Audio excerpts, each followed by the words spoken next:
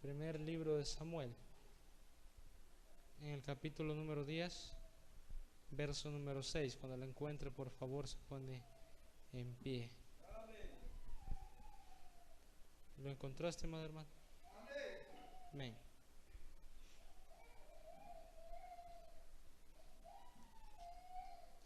Muy bien, y dice así la Biblia, honrando al Trino Dios.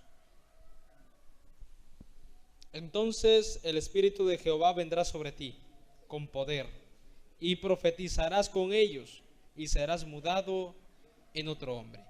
Amén. Puede sentarse, estimado hermano. Gloria al Señor. Fíjense que el verso que hemos leído en esta tarde habla de que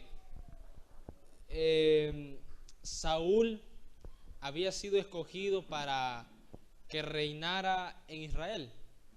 Israel no tenía rey.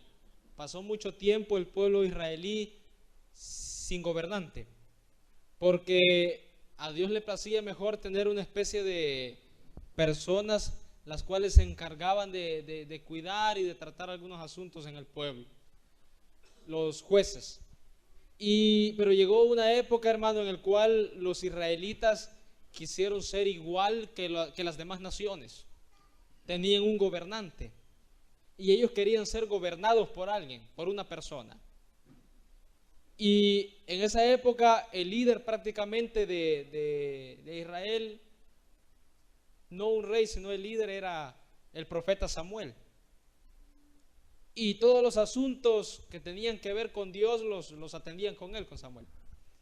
Y el pueblo se acercó a Samuel y le dijo de que ellos querían un rey. ¿Qué opinaba él? O que le preguntase a Dios qué opinaba. Pero que ellos querían un rey. Y resulta que Samuel habló con Dios, lo consultó a Jehová, y Jehová le dio una respuesta. Aparentemente, hermano, y no es aparente, sino que Dios así lo quería, no quería ponerle rey a Israel. Él quería gobernarlos como los tenía hasta el momento, una nación diferente.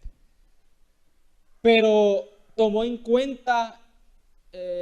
consideración Jehová la petición del pueblo de Israel. Y habló con Samuel y le dijo que le dijera al pueblo que si ellos querían un rey, que el rey les iba a quitar cierta parte del dinero, que les iba a quitar a sus hijas, que les iba a hacer esto, que les iba a hacer lo otro, que no les iba a ir muy bien, que lo consideraran de nuevo. Y Samuel fue y le dijo: mira, Jehová dice así, esto y esto y esto va a pasar si ustedes escogen a un rey. Y el pueblo estaba tan ansioso por tener un rey que todos dijeron: sí, aceptamos las condiciones de Jehová. Samuel fue, habló con Jehová y les puso un rey. Y a la persona que se escogió fue un muchacho llamado Saúl. ¿Estamos ahí, hermano? Saúl lo escogió para que reinara en Israel. Pero mire qué tremendo. Ahí vemos de que Dios tiene una voluntad permisiva. Él permitió de que Israel tuviera un rey, aunque la voluntad de Dios perfecta era no ponerle rey. Pero Él accedió a darles un rey porque estaba obedeciendo a la petición de los israelitas. Una voluntad permisiva, voluntad que Dios permitió. Y se escogió a Saúl para que reinara en Israel. Y dice la Biblia en este texto, hermano, de que él fue a un lugar, o mejor dicho, lo enviaron a un lugar donde había profetas. Era como una especie de compañía de profetas. Y que fue ahí Saúl, y cuando llegó, el Espíritu Santo cayó sobre este muchacho, y dice la Biblia que él danzaba y que él profetizaba y que fue mudado en un nuevo hombre. ¿Estamos de acuerdo? Oiga, pero esto es lo interesante que dice ahí el verso, que cuando el Espíritu Santo iba a caer sobre Saúl, él iba a ser mudado en otro hombre. Eso de mudar, ¿qué significará eso de mudar? Cambiar, ¿verdad? Mover algo de posición. Cuando usted dice: me voy a cambiar de casa, me voy a mudar, me voy a cambiar. ¿Estamos de acuerdo en eso? En esta tarde, hermano, con la ayuda del Señor, quiero que meditemos bajo el tema titulado Las 3 etapas de una verdadera transformación. ¿Me escuchó? Las 3 etapas de una verdadera transformación. ¿Qué es una transformación? Una transformación es un proceso por el cual se logra cambiar algo en otra forma, algo que fue alterado o algo que ha sido cambiado, algo que ha sido mudado. ¿Estamos de acuerdo en eso? Eso es una transformación. Por ejemplo, las orugas tienen una transformación de ser unos animales que se arrastran o insectos que se arrastran, se transforman en mariposas y ahí andan bien contentas. Pasan un proceso de transformación, un proceso de metamorfosis. Metamorfosis igual a transformación. En la vida del creyente también sucede una metamorfosis. ¿Me está escuchando, hermano? Una transformación, pero una transformación que está dividida en 3 etapas, y en esta tarde lo vamos a ver con la ayuda del Señor. ¿Cuándo se inicia la transformación? En una persona que ha nacido de nuevo, ahí se inicia la transformación, cuando uno nace nuevamente. Amén. Porque la Biblia dice de que hay que nacer de nuevo para poder entrar en el reino de los cielos. La transformación comienza en el momento que nos convertimos a Cristo. Ahí comienza la transformación, hermano. Ahí comienza ese proceso en el cual Dios está cambiando, mudando la vida del creyente. Saúl fue mudado, dice la Biblia, es decir, él fue transformado cuando el Espíritu Santo llegó y se posó sobre él. ¿Qué se necesita para poder experimentar una transformación? Primero, poder recibir a Cristo en el corazón, convertirse a Dios de todo corazón, y el Espíritu Santo llega, hermano, y lo sella, es decir, el Espíritu Santo llega y comienza a realizar él un proceso de transformación, el cual lleva 3 etapas bien importantes. Y esa obra la hace solamente el Espíritu Santo. Amén, hermano. Amén. Nadie más que solo el Espíritu Santo. A veces nosotros queremos de que hayan personas que se transformen rápidamente, que se conviertan en un abrir y cerrar de ojos. Pero en realidad, hermano, el único que puede hacer ese cambio, que puede hacer esa transformación, solamente es el Espíritu Santo y nadie más que solo Él. Porque dice la Biblia que el Espíritu Santo convence al hombre de pecado, de justicia y de juicio. Solo el Espíritu Santo. Por esa razón, cada vez que usted predique, cada vez que usted vaya a predicar, cada vez que usted vaya a evangelizar, dígale al Señor: ungime con tu Santo Espíritu para que cuando yo hable esta palabra que es viva, esta palabra que es eficaz, entre en el corazón de esa persona que está escuchando, y la unción del Espíritu Santo, hermano, toque ese corazón y esa persona sienta la necesidad de aceptar a Cristo. A nosotros se nos hablaron de Jesucristo alguna vez, y no fue el predicador ni el que estaba evangelizándonos el que nos convenció para aceptar a Cristo o para convertirnos en evangélicos, en religiosos. No, el que nos convenció fue el Espíritu Santo. Amén, hermano. Fue el Espíritu Santo el que llegó y nos convenció a nosotros que éramos pecadores y nos ha estado transformando día a día si nosotros se lo permitimos. Filipenses 1:5 dice: por nuestra comunión en el Evangelio desde el primer día hasta ahora, estando persuadido de esto, que el que comenzó en vosotros la buena obra la va a perfeccionar hasta el día de Jesucristo. Nosotros no somos modelos terminados. ¿Estamos de acuerdo en eso? Somos obras en proceso. Está bonito eso, ¿verdad? Dios está trabajando en nosotros cada día para que nos parezcamos cada vez más a Él. Hablemos de las etapas de las transformaciones. La primera etapa, hermano, es la etapa de la conversión. ¿Cuándo comienza eso? Eso comienza cuando nosotros aceptamos a Cristo por primera vez en nuestro corazón. Segunda de Corintios 3:18 dice: por tanto nosotros todos, mirando a cara descubierta como en un espejo la gloria del Señor, somos transformados de gloria en gloria en la misma imagen como por el Espíritu del Señor. Este verso, hermano, describe a los creyentes como siendo transformados de gloria en gloria en la misma imagen. Esto es, en la de Cristo, en todas sus excelencias morales, siendo Él el cambio llevado a cabo por el Espíritu Santo. Mire, hermano, la primera etapa se origina cuando uno se convierte, cuando uno acepta a Cristo y es transformado, óigame, de una criatura a otra criatura. ¿Me escuchó? ¿Me entendió? Cuando uno es transformado de una criatura a otra. Alguien era una persona totalmente amadora del mundo. Cuando recibe a Cristo y se convierte, todo el mundo para él ya es un enemigo y se hace amigo del Señor. Esa es la primera etapa de la transformación. Por ejemplo, la Biblia nos habla de que había un hombre llamado Saulo que era un perseguidor de la iglesia del Señor. Y este hombre perseguía y maltrataba a la iglesia. Y él creía que así estaba agradando a Dios. Pero cuando iba a un lugar llamado Damasco, dice la Biblia de que él iba en su caballo cuando de pronto apareció una figura resplandeciente en el cielo. Bendito sea el Señor. Y él vio con sus propios ojos a Jesucristo mismo que estaba en el cielo. Y habló con él y le dijo: Pablo, Pablo, ¿por qué me persigues? Dura cosa te es dar cosas contra el aguijón. Y le dijo Pablo en ese momento: hermano, ¿qué quieres que yo haga? Y ahí Jesucristo, hermano, le dio un mandato de que se fuera a otro lugar donde se iba a encontrar a una persona con el cual iba a convivir con él por un tiempo, y así fue. Pero el hombre quedó ciego, pasó 3 días ciego, y cuando se acercó al lugar donde Dios lo había enviado, había un hombre llamado Ananías.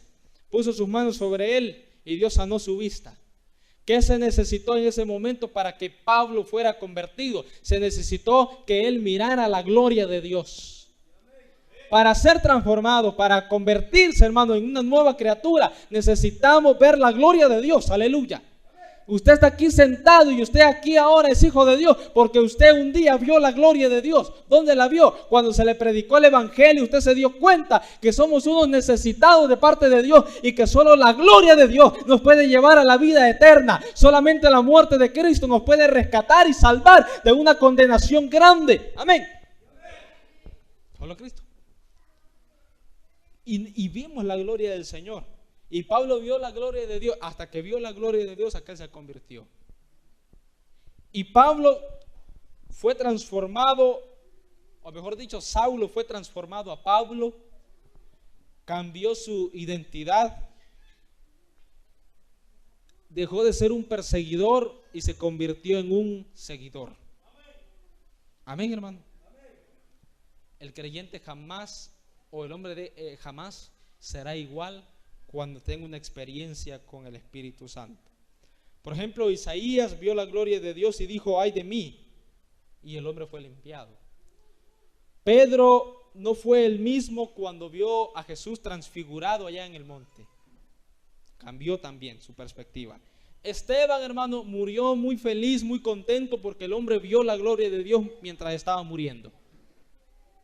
En la historia de la iglesia y del cristianismo han venido al Señor asesinos, violadores, adictos, enfermos, y de pronto en un momento, en un abrir y cerrar de ojos, vieron la gloria de Dios y nunca más fueron los mismos. Esta transformación es aplicada según la voluntad de Dios y no la de hombres.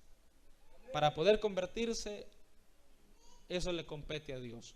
No es del que quiere ni del que corre, sino de Dios que tiene misericordia.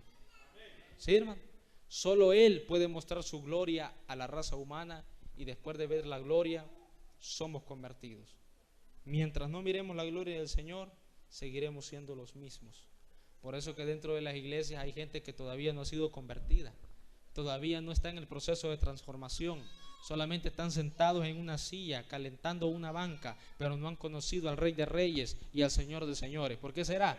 Porque todavía Dios no les ha mostrado su gloria. ¿Y Dios cuándo lo va a mostrar? Cuando reconozcamos que el que murió en la cruz del Calvario fue su Hijo, su único Hijo, el que nos ha amado hasta la saciedad. Hasta que reconozcamos, hermano, que solo Cristo tiene la solución a nuestros pecados, a nuestros problemas, a esta gran dificultad que nosotros estamos viviendo en nuestro país y en el mundo entero. ¿Sí? Entonces veremos que la gloria de Dios es grande. La segunda etapa de la transformación, hermano, es la revelación del propósito divino de Dios. ¿Me escuchó? La segunda etapa de la transformación del creyente es la revelación del propósito de Dios para nuestras vidas. En la primera etapa nosotros somos convertidos, pero en la segunda etapa, estimado hermano, lo que sucede es de que nosotros se nos es revelado por parte del Espíritu Santo qué lugar vamos a ocupar en la obra del Señor. No todos somos maestros, no todos somos pastores, no todos somos profetas, no todos somos evangelistas, no todos tenemos la habilidad para poder cantar, pero sí todos ocupamos un espacio en la obra del Señor. Y a medida el tiempo va pasando, hermano, el Espíritu Santo se encarga de colocarnos en lugares de honra. Amén, amén o no amén. En lugares que nosotros no merecemos estar. Yo le digo en esta tarde, estoy parado aquí predicando la palabra del Señor. Yo me siento privilegiado, honrado, hermano, porque el que predica la palabra del Señor, hermosos son sus pies, dice la Biblia. Es un honor grande. Es uno de los privilegios más grandes que existen en este planeta Tierra, y no somos merecedores de esos privilegios, pero sin embargo a Dios así le ha placido, y el Espíritu Santo, hermano, está haciendo la obra en nosotros. Y esa etapa de la transformación es bien bonita, donde Dios ubica al creyente donde tiene que trabajar, qué es lo que Él va a hacer. ¿Estamos de acuerdo? Siempre hay trabajo, estimado hermano. En la viña del Señor siempre hay trabajo. Deberíamos andar como Él anduvo, como Jesucristo anduvo. Pensar como Jesús, vivir como Jesús. Esta transformación también tiene un ¿para qué? Uno dice, bueno, ¿y para qué estoy en la iglesia? ¿Para qué? Dios en el paso del tiempo le va a revelar para qué usted está en la iglesia. Pero generalmente es para que comprobemos cuál sea la buena, la agradable y la perfecta voluntad de Dios. Amén, hermano. Todo verdadero cristiano necesita tener un compromiso. Oiga, un compromiso con la palabra de Dios. La Biblia nos enseña a ser, les enseña a ser un buen esposo y una buena esposa. La Biblia nos enseña a ser buenos hijos y buenas hijas. La Biblia nos enseña a ser un buen estudiante en el colegio, en el bachillerato, en la universidad. La Biblia nos enseña cómo manejar nuestras finanzas. La Biblia nos enseña a qué debemos de realizar en esta vida. La Biblia nos enseña a cómo manejar una empresa. Y en este caso, hermano, muchos de ustedes son empresarios. Empresarios en sus hogares. Tienen una empresa familiar que dirigir. Y necesitan la Biblia para poder dirigirla. Así que ¿dónde Dios le va a revelar o qué medio Dios va a usar para revelarle qué tiene que hacer en su obra? Lo va a hacer a través de la Biblia. Amén. Amén. Y la última etapa de la transformación, hermano, es la transformación completa. ¿Cuándo se va a realizar esa? Cuando lleguemos a la presencia del Señor. He aquí os digo un misterio. 1 Corintios 5, 15, 51. No todos dormiremos, pero todos seremos transformados. En un momento, en un abrir y cerrar de ojos, la final trompeta, porque se tocará la trompeta, y los muertos serán resucitados incorruptibles, y nosotros seremos transformados. La última etapa de la transformación de Dios será aquella cuando este cuerpo muera y tengamos un cuerpo glorificado y podamos ver el rostro de aquel que nos amó hasta la eternidad. Bendito sea el Señor. Aleluya. ¿Cuántos quieren ver la gloria de Dios? Verlo cara a cara. Si perseveramos y seguimos en la obra de Dios y seguimos luchando por la salvación, un día veremos a Jesucristo venir, hermanos, sonar una trompeta y volaremos y estaremos con Él para siempre, porque Dios anhela abrazar a su novia, a su futura esposa. Él quiere verla, acariciarla y tenerla para toda la eternidad. ¿Cuántos se gozan por eso? Denle fuerte el aplauso a Dios por eso. ¡Aleluya! La primera transformación, la transformación, hermano, está dividida en 3 etapas. La primera etapa de la transformación nos da el beneficio de ser totalmente transformados o cambiados en otra persona. La segunda etapa de la transformación nos da el beneficio de conocer la perfecta voluntad de Dios para nuestras vidas y que tenemos que vivir en santidad. Y la tercera etapa de la transformación nos da el beneficio de deshacernos de este cuerpo mortal por un cuerpo totalmente nuevo, un cuerpo celestial, sin contaminación con el pecado, sin enfermedades, sin limitaciones y sobre todo lo más maravilloso, ver el rostro de aquel que nos ha amado hasta la saciedad. Que nada detenga el proceso de transformación en nuestras vidas. Permitamos que Dios, por medio de su gloria, su palabra, hoy pueda transformar nuestras vidas para que salgamos totalmente de las tinieblas y ser llevados a la luz admirable de Jesucristo. Y el pueblo de Dios dice, dale fuerte el aplauso, Señor, en esta tarde.